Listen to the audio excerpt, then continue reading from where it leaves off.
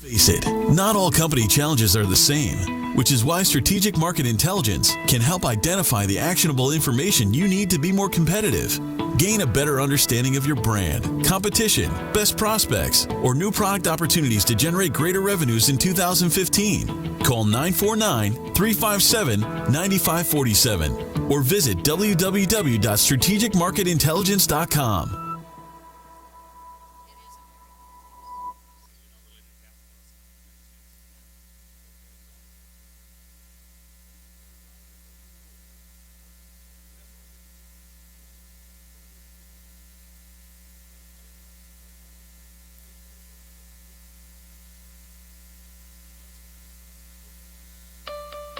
If you are an Orange County business executive, this message is for you. Do you ever feel isolated with no place to turn for advice or feedback? Who holds you accountable to your commitments in your company? Where do you find the right resources to help you and your company grow? If you have these questions, then Critical Mass for Business might be the answer for you.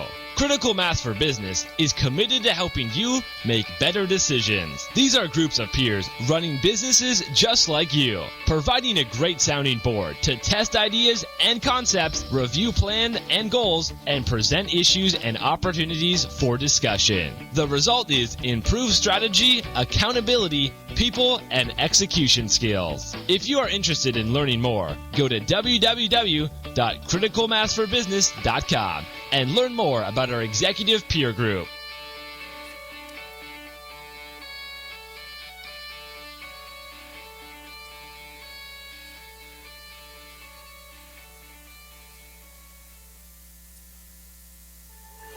Successfully navigating the changing world of public relations and digital marketing requires an experienced, tenacious, yet gracious team. In business for more than 20 years, Orange County-based T & Company delivers big agency results with personalized service. For more information, call us at 714-536-8407 or visit us online at tandco.me. You are listening to the Critical Mass Radio Show, Orange County's business talk show, focused on exploring topics of interest to CEOs who are leading middle market companies. With your host, Ric Franzi. Hello and welcome to this episode of Critical Mass Radio Show. I am your host, Ric Franzi. Sam Dawson, Grant Chair at Impact Giving, is in the studio today. She's using her experience to help grow and solidify Impact Giving, a women's collective giving organization. So far, Impact Giving has given over $800,000 in grants to local and global nonprofits in the past 7 years. I've asked Sam to join us today to tell us a little bit more about her nonprofit. Sam, welcome to the studio. Thank you. Thank you. It's nice to have you here. I'm happy to be here to talk about Impact Giving, for sure. Right. If you'd like to learn more about our radio show or the CEO peer groups that I lead, then visit our website, criticalmass4business.com. Or you can call or text me anytime. Here's my mobile, 949-887-4104. Feel free to give me a call or send me a text. I'll be happy to speak with you. So, Sam, tell us a little bit about your background and kind of how you came to help found this organization. I would love to tell you. Thank you. Well, I moved to Laguna Beach about 15 years ago, supposedly retiring. But I was retiring from a large foundation in Los Angeles. And I started doing yoga and volunteering for all kinds of nonprofit organizations, a bunch of them, because I'd given, as a program officer, I'd given money to so many needy organizations. I wanted, in my retirement, to really make a difference. But I did do yoga Tuesday, Thursday, and Saturday, very religiously. And these gals stood in front of me, and always the same women, and I didn't know them. And one day I heard them talking about forming a women's collective giving organization, and I couldn't stand it. And I tapped one of them on the butt, and I said, you know, I know how to give away money. And boom, that made me the sixth person of 5 women had formed it, and I was the 6th woman in. Us, it's a collective giving, and the women are taught how to sit on committees and actually vet the grants. You mean the women that are giving the money to Impact the women Giving? that become our partners. Okay. They sit on committees, and we train them on how to vet the grants, and we start Like this past year, we had, I think, 45 or 50 grant applications in. Okay. And then we had 6 committees, and those committees read the grants, discussed them, did site visits, went and talked to the organizations, and they each could bring 3 grants forward, and it's getting tougher every year, Richard, because the grants get better and better, and so that's about 18 grants that become finalists, and then they're posted. A summary of all of those nonprofits are posted on our website, and then the partners vote. We've done it with our head and our heart when we're in, but then the rest of the partners can just vote with their heart. They just read them and go, "Oh, I love that one." Now, the partners, the original founding people, or is that the entire all of collective? us. So everybody's no. a partner. We're literally all a partnership. Okay. Yeah. No. So what kind of organizations have you given money to in the past? Well, one of the ones that's been, I'll tell you about 2. So one that was very popular this last year was called Give a Child Life. And really what it was is it's the slums of Kenya. They have these little huts, and it's so dangerous there that they can't open the door, and there are no windows. So mothers and children don't even see each other, and the mothers really can't clean, and it's just a little box. And if you open the door, then the bad guys come. So they've come up with this thing. It's a Coke bottle that they put, I don't know, some solar stuff in it, put a hole in the roof, and it makes it like a 55 watt light. Wow. And it's powered by the sun. And it's like cost 3 cents or 4 cents. So we were able to give them money to do like 10,000. Jeez. For nothing. Yeah, I mean, it was the most popular one. What a huge impact. Yeah, when the women got the light on, one lady found a snake living under I don't want to talk about it. Right. But, and then the children get to see their mothers, and it's really, and the women can clean. So it's really an exciting one. And then another one that been super popular, it has received a grant from us 3 different years. Okay, so organizations can reapply. They can receive a grant 3 years in a row, then we ask them to step away for a year. Okay. Because they are so popular. Okay. We like other people to get a chance. Right. And this one is local in that it's in San Diego. It's called Just in Time for Foster Youth. So when children are 18, foster kids, they're emancipated. That's it. They're out. And we had the CEO come and speak to us one day, and he showed up with a garbage bag. And he walked up on the stage, and he said, "You're 18. Everything you own is in this bag. And that's all you've got. Where do you go? What do you do?" Well, that makes an impact on your... Whoa. Right? Oh, yeah, he was very good. So, yes, so this helps Just in Time for Foster Youth, helps the children, the adults, young adults, to find apartments, get furniture, find jobs, help them figure out how to go to school. Because most emancipated kids, there's 3 categories. 1, the foster people took such good care of them, they're really family. 2, the ones that are so broken they'll never be. But that middle group, that's the group that can be saved, so to speak, because foster kids make up something like 70% of the people that are in jail. If you check, they were foster kids. Yeah. Wow, I did not know that. Paul, ring the gong. Yeah. No, really, we have a gong here, Sam, and when we do these there you go.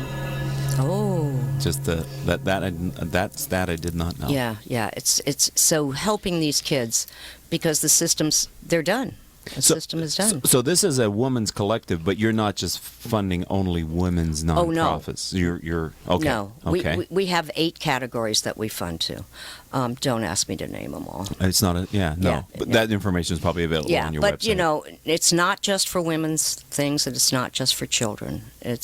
We funded a very well-known nonprofit here that is overseas, is Free Wheelchair Mission. Sure. I've had them on the show. Oh, you have? Yes, absolutely. Well, then What an amazing organization. They are an amazing organization, and we funded them now twice. Right. So. Getting people out of the dirt. Out Lifting of the them mud. up, for dignity. Right. It's amazing how something like that can be transformative in an individual's life. Isn't it? Yeah. And that's what I love about this collective giving, because we're very small, and we really get to know the nonprofits and exactly where our money is going. And they report to us, the nonprofits, in 6 months, and then at the end of the year. Okay. They say, we got $40,000 from you, and here's exactly what we did with it. We said we would do this, and this is what we did. So you really know where your money's going. And it's naturally, I think it's a really wonderful group of women. Right. And they're very social. And how does someone get involved? Like, how does a woman call me? Is that why you're here? Yeah, well, partly. Good. Well, that's fine. I'm glad to help. Thank you. The way you get involved is you go to our website, impactgivingnow.org. It's not just Impact Giving, but it's impactgivingnow.org. Just go over to join us, boom, and you're in. And once it shows up, because we're pretty virtual, you'll get a phone call and a welcome and, a praise, join us, have fun. And so a little bit about the original 5. I think if I understood right, there were 5 women in the yoga class that were. What was the inspiration for them to even? There were 2 of them. There were 2 There were 2 really co-founders, and both those women. Well, one of the co-founders, the economic downturn about 8 years ago. Yes. It was like, how am I going to give away money? I don't have as much as I used to, and I really want to make a difference. And, maybe if I got a few friends together and we talked about it, we could pool our money. Okay. And the other one had been in Texas, and she had gone to an event for a women's collective giving there and thought, oh, what a great idea. And so the 2 of them met for lunch, and they had the same idea at the same time. Wow. So they said, let's pull a few friends together and just do a think tank. And before that day was over, they'd formed Impact Giving. Wow.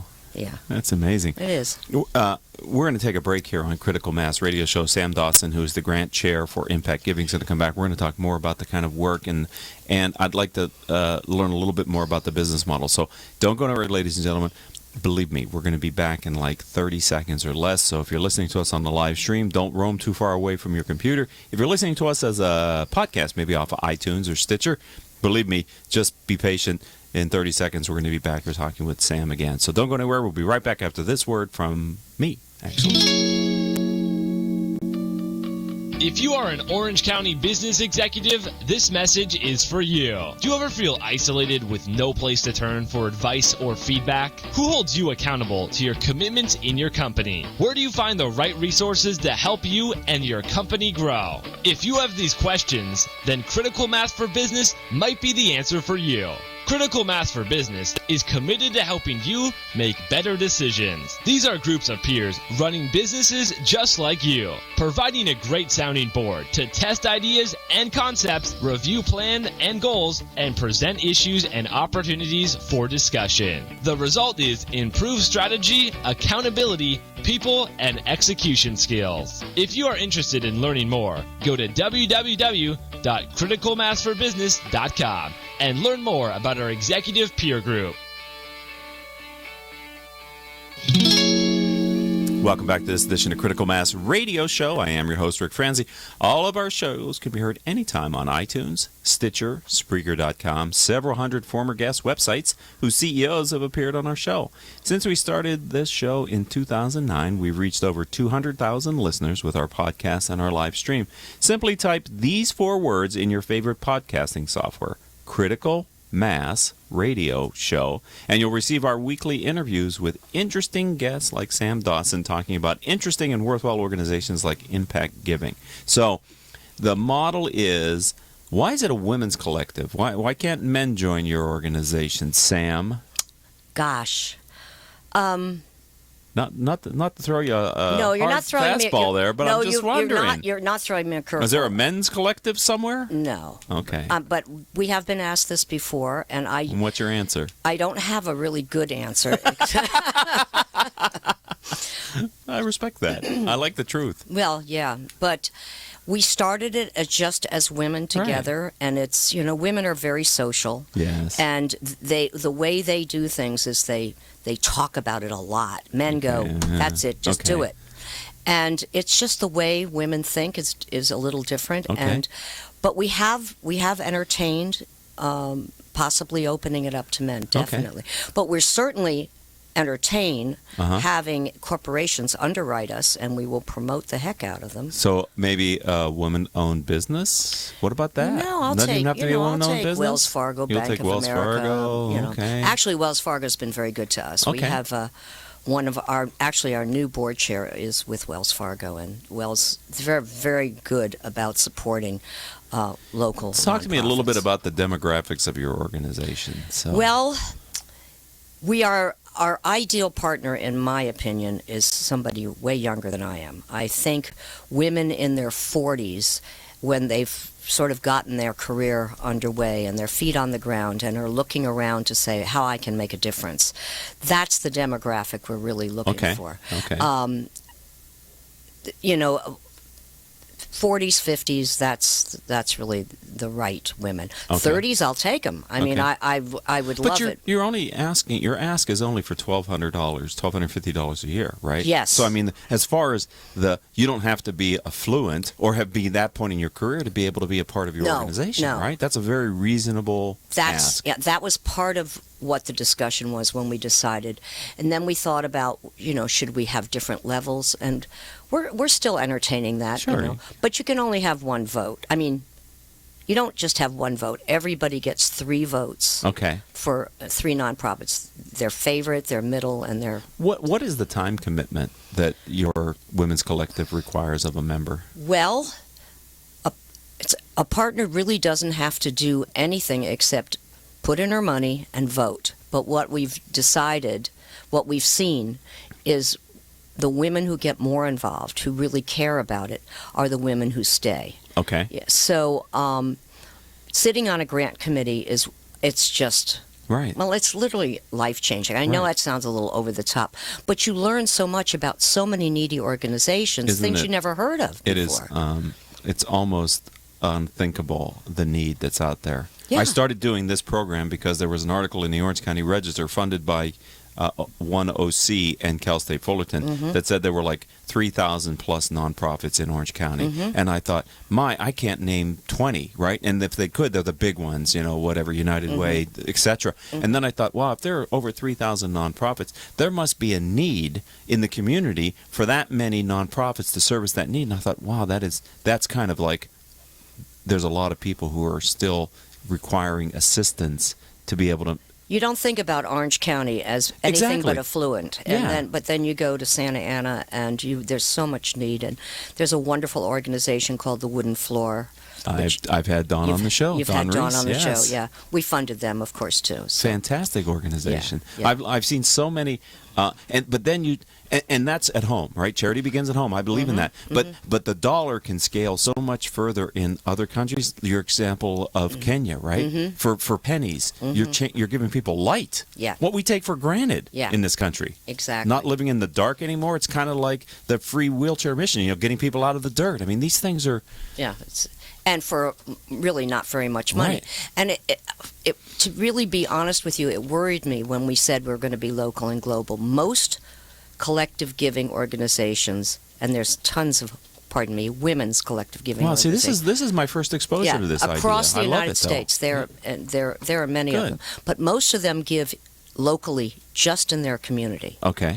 And they do very well. And so when we opened it up to global, I thought, we're not going to have any local ones, because the global ones, your money goes so far. Right, yeah. But when you see the need at home, it's been fascinating for me to watch. But it's pretty much been divided fairly equally with local and global organizations receiving money from us. Do you have any millennials that are in your organization? 20-something young ladies, people that are no, having that?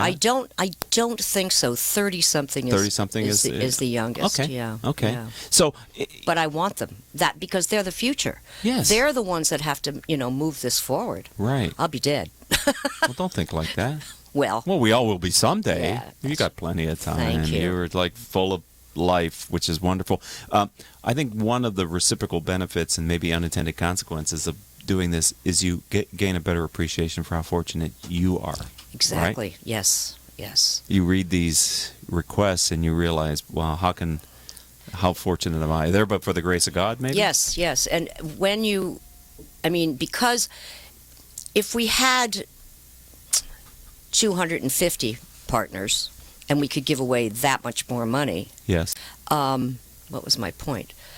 We could give away that much more Right. money. And the impact it would have. Yes, and the impact it would have. So it just keeps growing. But I think it makes the members a better person because they recognize, because sometimes we can get twisted in our own life and sort of lose a frame of reference. But when you see the people are living in dirt or they're living without light and they can't go outside for fear, it makes you appreciate the fact that you can go to Disneyland if you really wanted to Yeah, on if a you really Saturday want. afternoon. Absolutely. Right? Absolutely. So Yeah.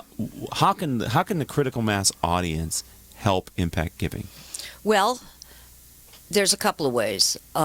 Mostly, we're looking for women to join us. Okay. And we've just opened this season, so now would be a great time for anybody interested to, and if they don't want to just go to the website, they can call Okay. and talk about it. What number would they call? They could call me, Okay. and my number is 949-633-5373. Okay. And I'd love to hear from anyone. Take them to lunch, get them a glass of wine, Okay. woo them. Yeah, right. And the other thing we're always looking for is we're looking to grow our infrastructure, and we really are looking for corporate sponsorships Okay. and underwriting. And how does that work? Well, our event, which is in June, I think it's. Is this your June. funding event where you This make is your where we awards? This is where we give out the awards. Okay. And so we're always looking for underwriting for that. Okay. And then in general, we're looking for just corporate sponsors to help us grow and Okay. make us a more secure You organization. use the word corporate, and I'm thinking a lot of private companies listen to my radio show. They don't consider themselves corporate, but they could also I would support allow your them. cause. I would Right. definitely. I Right. would welcome A them. $10 million manufacturing company that Works for me. Okay, so it doesn't have to be Allergan. It doesn't have to be No, Wells Fargo. it definitely does not. Right. No. And a little bit goes a long way. It And sounds like you in know- an organization. What I would love is if women work for a company and the company matches. Yes. That's a wonderful way. Okay. So They could double it then, Yes. or 50% or whatever. Yes. Whatever that. Exactly. Yeah. Exactly. And we are we need $144,000 this year to say that in 8 years we've granted $1 million. Okay. And we're around 125 or 30, I don't know exactly, Okay. right now. So you need $10,000, $15,000, $20,000. Yeah. And Yeah. that would come in the form of either individual partners joining.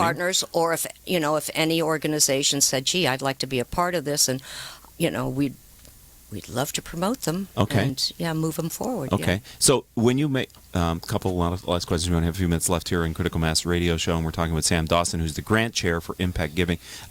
When you make the decision and you have the awards, is that an event? Do you Yes. have like a gala? Everybody wearing ballroom gowns? What's going on? No. No? Well, yes, we Maybe- have. It's not a gala. Okay. We don't do gala. Okay. Because, and actually, I know it'll be. I think the date is June 3rd. Okay. I know the venue is Andres, Okay. and it's cocktails and dinner, Okay. and then the nonprofits. They know because I've let them know you Right. are indeed an impact giving grantee, but they don't know how much they're getting. Okay. And they're not allowed to tell anybody. Okay. So it's supposedly, Yeah. ta-da, You're right. the big reveal. So Oh, how exciting that must yeah, be. it really for is them. fun. Right. Yeah, it's fun okay. for all of us. So, Sam, one more time. If Yes. someone would like to learn more about Impact Giving, how do they find you online? ImpactGivingNow.org. Just like it sounds. Yeah, but the now. Got to put the now on there. Yeah, you Did got somebody have the URL Impact Giving? I think they did. So, okay. That was well, 8 years ago. What can you do? And They you'll- can call me. Yes. 949-633-5373. So there you go. I hope from your appearance here on Critical Mass Radio Show and the podcast that more people will find your organization and become involved. It sounds like a very efficient way to use your money to help organizations. Thank you, Rick. I really appreciate that. Thank you for being a part of our community. Oh, it's my pleasure. And a fast friend. I love you. It's just the time we've had together. You're really great. I won't tell your wife. Okay, well, she's probably listening. She's probably already. She'll know by the time I get home. Sam. It's okay. All right. Well, we're gonna call this episode concluded then here on Critical Mass Radio Show. I want to thank our engineer Paul Roberts. Our producers are Crystal Nunley, Joan Park, and Haley Stern. If you'd like to learn more about the radio show, the podcast, or the CEO peer groups that I lead, visit criticalmass4business.com. Until the next show, I hope all of your business decisions will move your company in a positive direction. You have been listening to Critical Mass Radio Show Business Talk Show, focused on exploring topics of interest to CEOs who are leading middle market companies. With your host, Richard Franzi.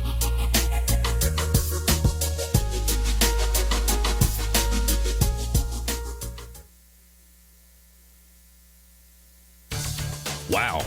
Marketing predictions are out for 2015, and marketing success is changing. Did you know that Google is now actively tracking your business and personal brand and online reputation? Online and offline marketing has changed. Google is driving more than 85% of your traffic. And if your brand is inconsistent or has poor mobile usability, your rankings and traffic can suffer in 2015. To learn how your business is currently viewed and what can be done to improve your brand's visibility and authority, contact SunUp Group for a free marketing analysis. It could be a business game changer. Visit www.sunupgroup.com today or call 877-609-3840, extension 700.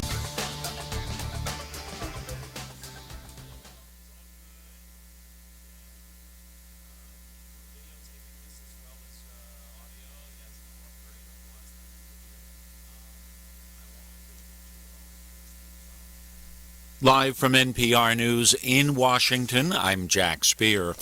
Both New Jersey police officers injured during yesterday's shootout with a man suspected of planting bombs in New York and New Jersey have now been released from the hospital.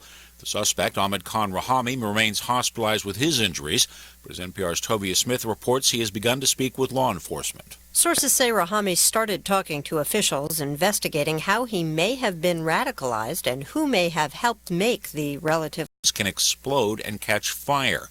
Samsung announced to customers it will replace the phones, which sell for around $850, or refund customers their money. Safety officials urge owners of the previous Note 7s to turn off the devices and return them immediately. The Attorneys General of Texas, Nevada, and 19 other states filed suit against the Obama administration's rule that would increase the number of people eligible for mandatory overtime.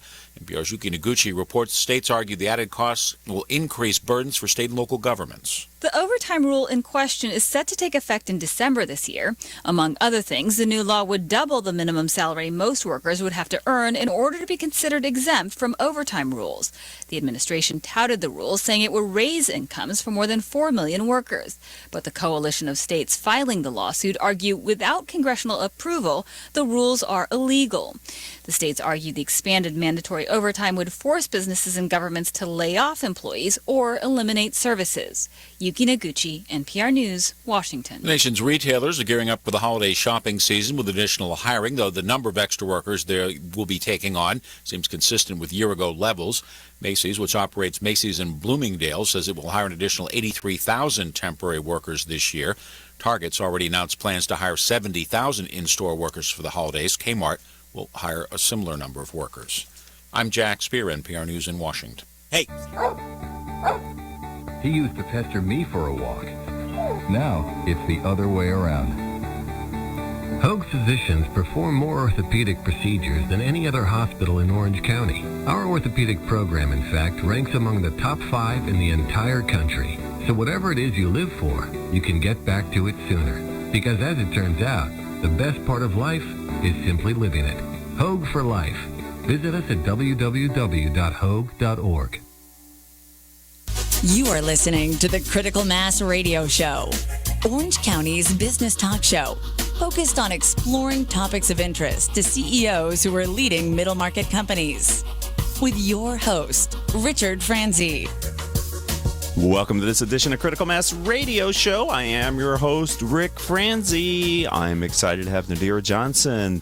She's an instructor of public relations at UCI and the founder of Johnson ICC in the studio today. I've asked her to come in and talk to us a little bit about her career and give you tips for business leaders and owners on how they can grow their market and their firms and take it to the next level using tactics like public relations. You know, she's been responsible for overseeing multiple press conferences for governors, senators, mayors, even President-elect President Obama. She's worked in helping with conferences for him. So, Nadira, welcome back to Critical Mass Radio Show. Thank you so much for having me. I really appreciate it. For those that may not have heard your previous interview here on the radio show, tell a little bit about your educational and professional background. Right. Well, I last time I was here was actually working for Coastline Community College, and gosh, that was like almost 3 years ago. Right. I can't believe how much the time has flown by. But a little bit about my background is, well, when I went to San Jose State University, I decided to major in journalism broadcasting. I actually thought I wanted to be a reporter until I just, got some of the practical experience and did some of the internships and realized I didn't like it, but I loved communications. Right. And so when I studied abroad in my junior year of college, that's when the world of communications opened up, because I took a lot of the different classes and realized that there were so many avenues I could take in my career. So once I graduated, I went into biotech and worked for over 100 account managers, where I did a lot of campaigns for product shows, trade shows, worked with all kinds of different photographers and graphic designers, and just really fell in love with marketing, even though it really wasn't my intention. I didn't know exactly where I was going after college, like most college graduates. But it's been great because, over the span of my 15 plus years in, doing what I do in marketing and communications, I've worked in government, nonprofit, for-profit, and in education. And when I decided to go back to school for my master's degree at the University of Washington, that's when I really fell in love with education, because I not only went for my master's degree, but I also worked at the college, at the College of Engineering, where I managed a mentoring program for STEM graduate students. This is in Seattle? This was in Seattle, Washington, yeah. Wow. And so I ran the program from the communication side to building relationships and actually doing mentor matching with faculty members and industry professionals within STEM. And so that's when I fell in love. And then once I graduated, went into government, got an offer to work for the King County Sheriff's Office, where I piloted a program for youth, working with police, law enforcement. And that was great because that's when I went into fundraising and doing a lot of the community partnerships and a lot of relationship building, working with governors and senators and all kinds of different stakeholders in the community. So it really broadened my point of view in terms of what marketing can do and just the kind of relationships that you build that can really enhance an organization just through the strong partnerships. So that's kind of where. How did you get down to Orange County then? Orange County, I'm actually from San Diego, Oceanside to be specific. And my husband, he's from Orange County, and so I didn't want to go back to San Diego, but I've worked here in Orange County, Irvine, and so we decided to come back. And so, after I think that's an upgrade over Seattle. Well, I'm not going to say anything. Okay, well, I can. I am. My brother lives in Seattle. I've been there. No, it is an acquired taste, especially if you're used to the sunshine, and that's something that I'm a sunshine girl all the way. So I'm very happy to be back. Okay. Yeah. So you're teaching at UCI. I am. So why? Okay, so funny story. Once I came back, and like I said, I really love education, I actually contacted the dean himself, Dean Gary Madkin, and I told him about who I was and how I wanted to get involved. It was more of anything I can do. I can be a volunteer. And so he said, well, come on in. Let's see what we can do. And once I shared a little bit about my background, they said, well, have you thought about teaching? I think you might be great, just with your diverse background and working with all these different industries. And I said, well, I don't know if I've done workshops, I've done seminars and things like that at at University of Washington, but teaching, I'm not sure. And so I was on the advisory committee for an international program. And so I actually decided, let me give it a try and see. And how's it going? 4 years later, I'll tell you. Oh my gosh. I love it. I love it. You do? I really Seems do. like a lot of work. It can be. It Yes. can be, but I love the students. They're from all over the world, Okay. and I just absolutely love it. Perfect. So let's switch now and look at your business, because now you're an entrepreneur. You're the founder of your company. Right. Yes. Why did you do that? Why did you Well, I've been take that doing step? consulting for some time. Okay. Yeah.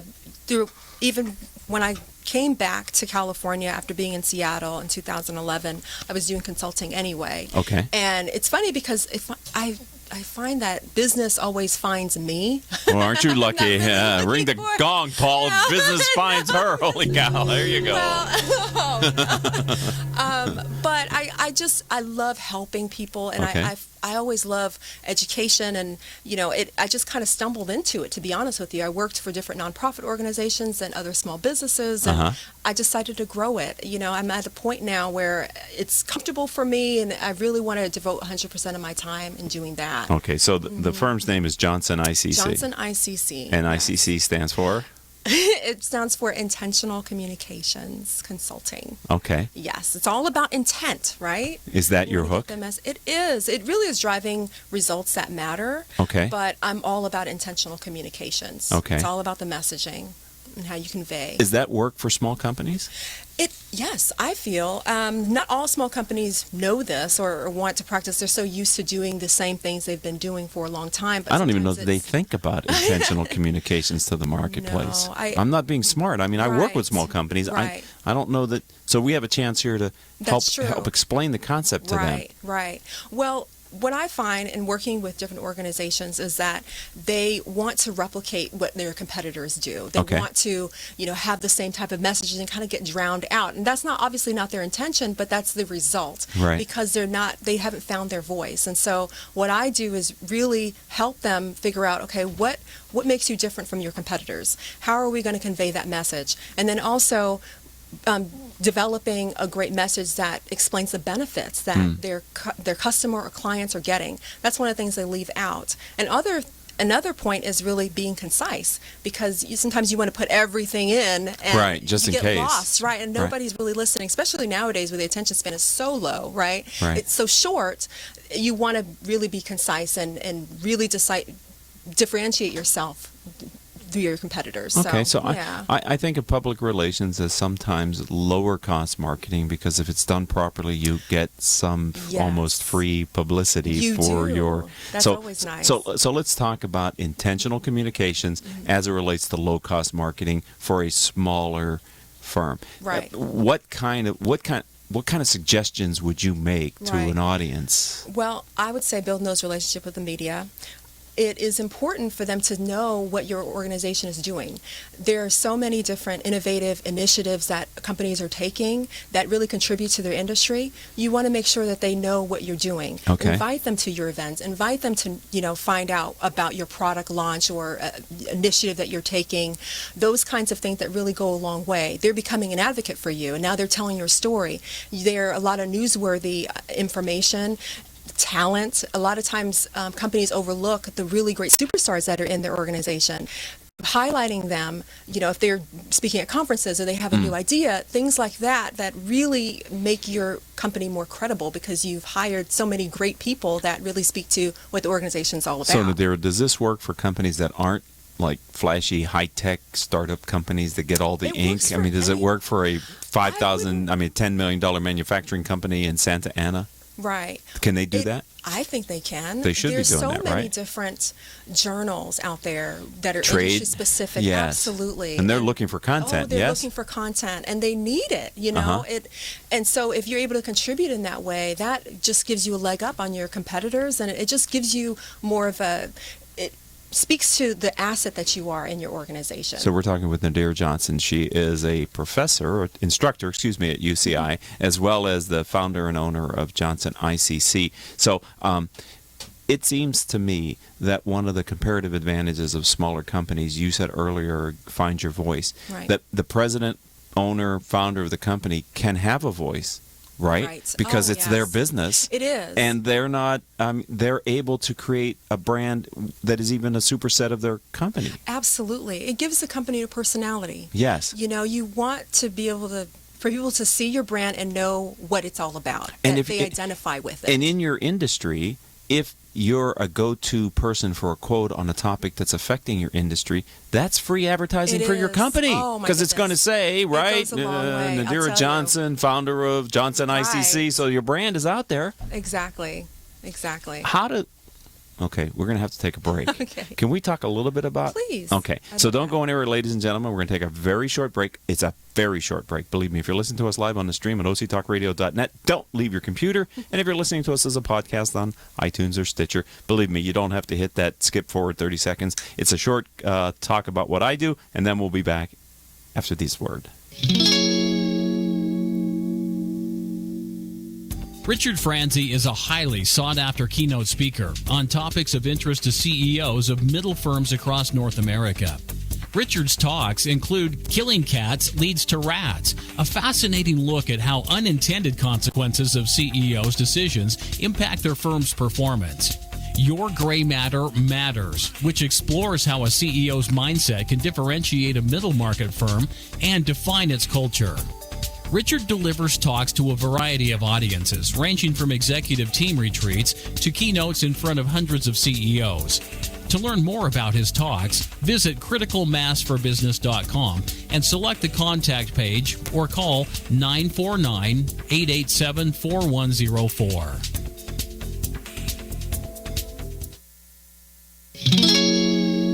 Welcome back to this edition of Critical Mass Radio Show. Told you it would be quick. All right, you're listening to, Critical Mass Radio Show. Nadira Johnson is my guest. And I said before the break, in my experience, people who can become quotable quote sources for editors and writers get a lot of free publicity for their firm. Yes.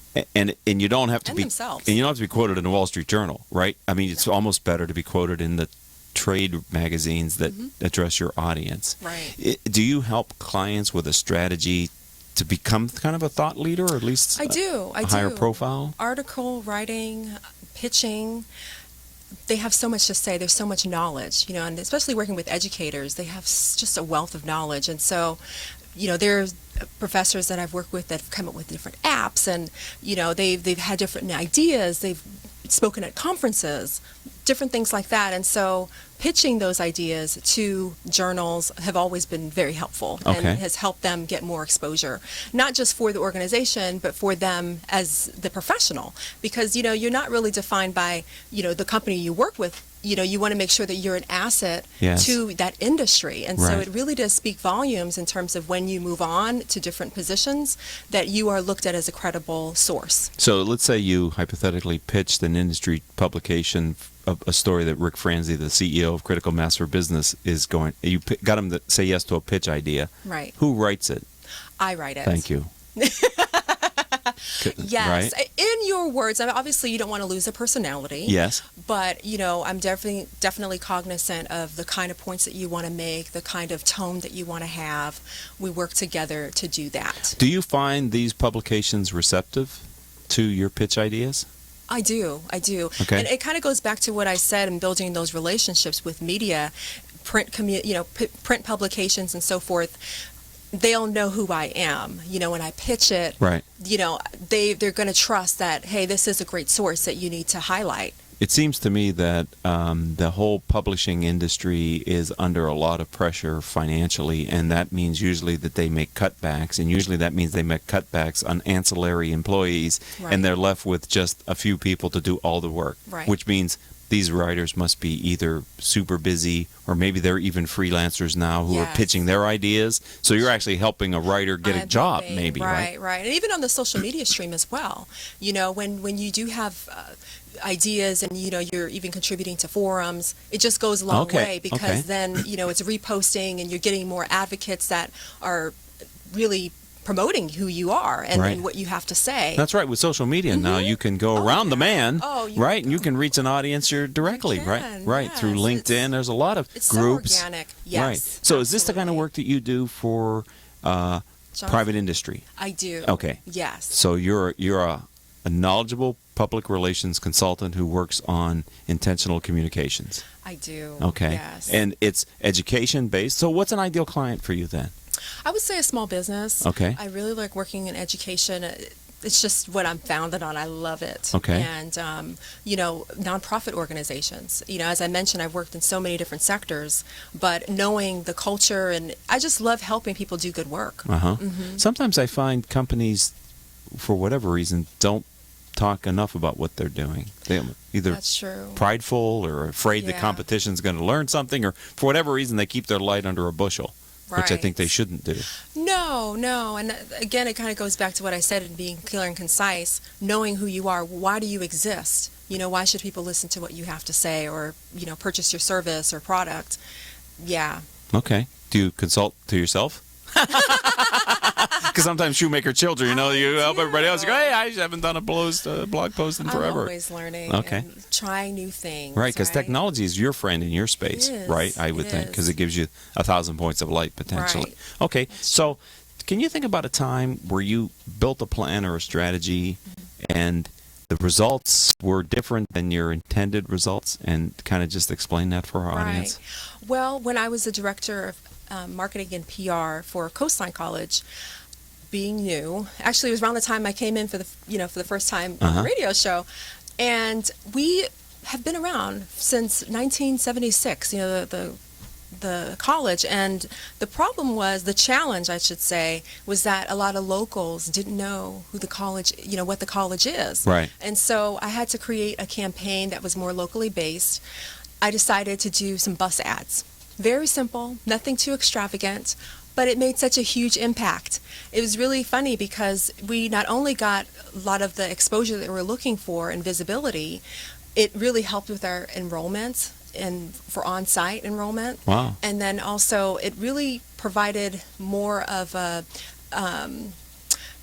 people at the college really loved seeing their school out there, and so it really provided more school spirit. Okay. Which was very unexpected. Right. I thought, okay, just a little exposure, but now I'm seeing more community colleges do that for the first time. So how did you divine or decide that bus advertising was a good idea?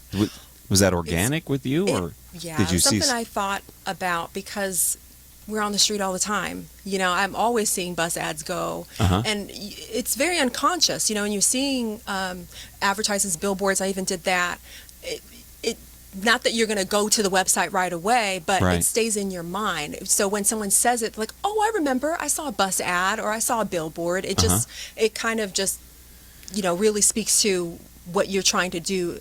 Anyway, the brand awareness, the brand visibility. So how were you able to connect the bus advertising and the other advertising you did back to an increase in enrollment? Right. So what I did was I looked at the analytics. When we ran the bus ads, I found that it spiked quite a bit. Really? Yes, quite a bit. And once it ended, it kind of went down. So we saw a lot of web traffic. And then, once we looked through the click-throughs, going into enrollment or applying, we saw a lot of spikes. Wow. So I would always measure, again, having those measurables to see, are the campaigns working? Right. And I was able to see that and know that, oh my goodness, there's a lot more exposure and, interest in the college when we're running these bus ads. So the college would have been happy at some level to have awareness go up.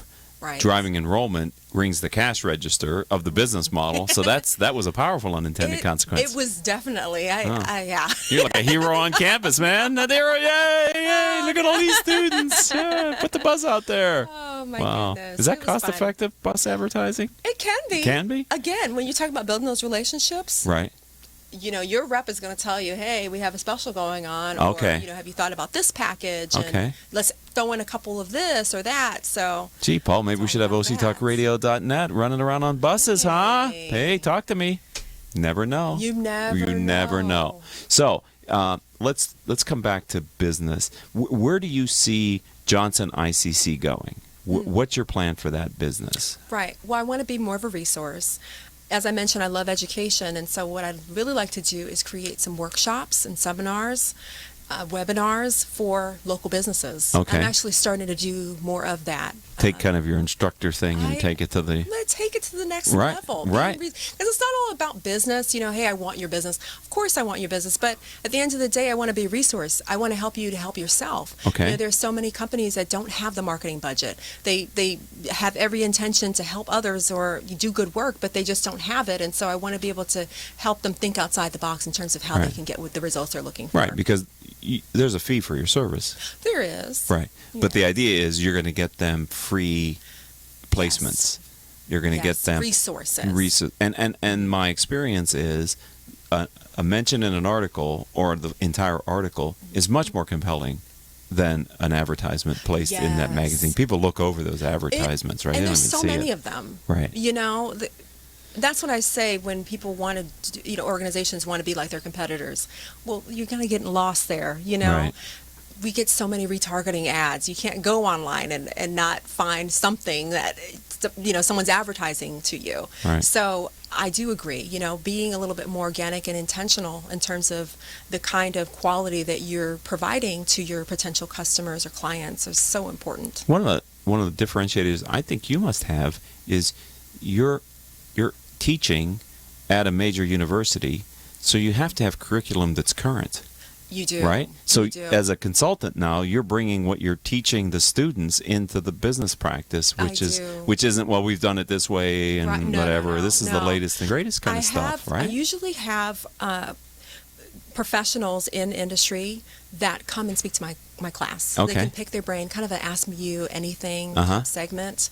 But I also have developed my course so that they are creating materials that they can use in their portfolio. Oh, okay. So when they're ready to get an internship, which usually they have to after the course, they have materials they can show potential employers. Wow. Everything from press releases to newsletters, so on and so forth. Are they making that stuff up, or are they looking for companies to help? We do. Okay. Yeah. So there's another. They're looking for a company that they're creating materials for along the whole way of the course. Yeah. All right. So if someone wants to learn more about what you're doing, either at the university or in your firm, how do they find you online? Where do they go? They can go to johnsonicc.com. Okay. Or they can email me directly at nj@johnsonicc.com. Well, it's a pleasure having you back on the program. Thank you. The time has flown by. It's been a pleasure to be back. Yeah, thanks for being a friend of the program. Nice to see you. Absolutely. Continued success. Thank you very much. Same to you. Thank you. All right, ladies and gentlemen, that does it for this episode of Critical Mass Radio Show. Once again, I would like to thank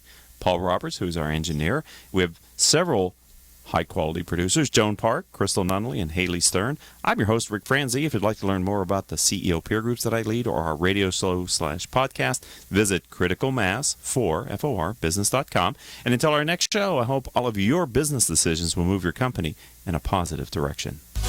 You have been listening to Critical Mass Radio Show Business Talk Show, focused on exploring topics of interest to CEOs who are leading middle market companies. With your host, Richard Franzi.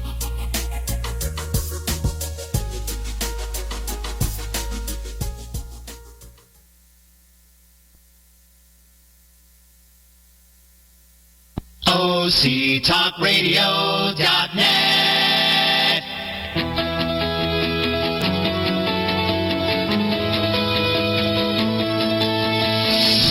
Welcome, everybody. It's time for a special edition here, a special show, which we call OC Spotlight, where we take a look at some of the topics in the news today and some of the people